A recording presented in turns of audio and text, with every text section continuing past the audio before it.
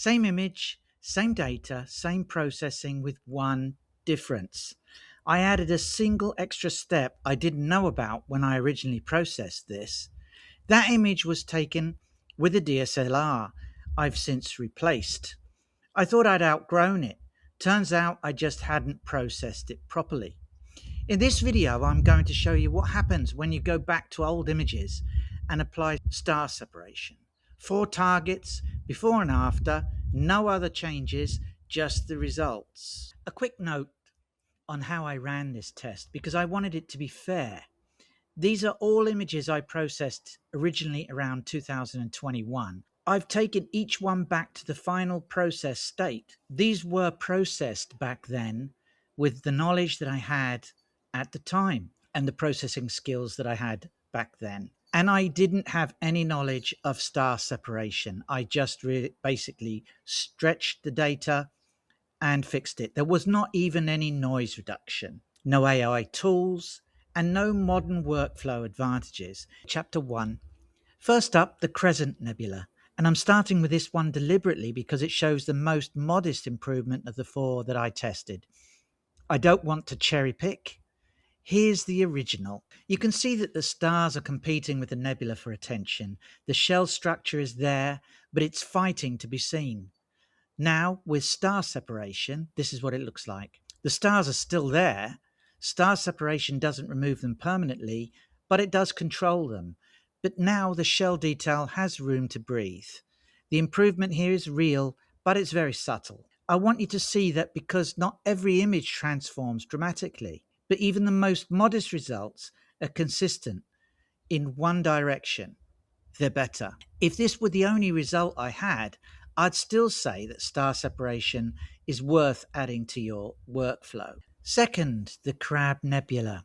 This one is a more compact target, and I wasn't sure that star separation would make as much difference on something this dense. Here's the original, and now here it is with star separation applied. That filamentary complexity is much clearer, and there's outer detail at the edges that simply was buried before. I'm quite pleased with this really, as I didn't expect much difference. This is exactly the same data, the same exposure, the same noise level. In fact, I didn't touch noise at all. The detail was always in there, it just needed the stars out of the way to show itself. And with the stars out of the way, I was able to stretch it just that little bit more. And here's something I also found interesting. Despite the noise, this is starting to look like an image taken with significantly better equipment than I was actually using. That's not something I expected at all. Now, chapter 3. This third image is the Flaming Star Nebula. This is where the results start to become more significant, in my opinion. And after star separation, this is what I've got. The inner nebula structure is considerably more apparent. There's more details. But what really stands out to me is the outer fine dust, the faint material at the edges of the frame that were essentially invisible in the original. It was there in the data. The stars were just drowning it out. By this point in the test, I was starting to feel something I hadn't expected, a mild frustration that I'd considered these images finished and moved on.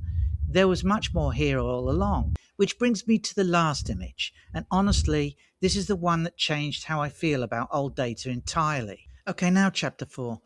The Heart Nebula. Taken with a DSLR, I've since replaced because I thought I'd moved past it. I almost didn't include this one because I was a little embarrassed by how old the data is. Here's the original, and here it is after star separation. Despite the noise, which hasn't changed, remember I haven't touched noise reduction, this looks like a photograph taken with considerably better equipment. The nebula structure is clear. The details are there. It looks professional to me. I sat with this for a moment when I first saw it because this image has been sitting on a drive for several years and I considered it a mediocre result from an era of lesser equipment. It turns out the equipment wasn't the problem, I just hadn't found all the detail yet. Before the verdict, if you're finding this useful, I've put together 2 free guides that a lot of astrophotographers have found helpful. One is an imaging checklist, everything that I go through before a session, so I don't waste a clear night forgetting something obvious. Yeah, you guessed it. I did this because I had forgot something obvious and I made quite a few errors a number of times. So I finally put this together. Hopefully that's helpful. The other free guide is 50 must-image nebulae, the targets I'd prioritize if I was looking for something new. And there are a lot of interesting nebulae which you might not be aware of. So these are really worth trying. And both of these guides are completely free. Just go to the link astroimagery.com/get cheat sheet, sign up, and you'll get the guides immediately. I'll put the link also into the description below. So, is star separation worth it on old images?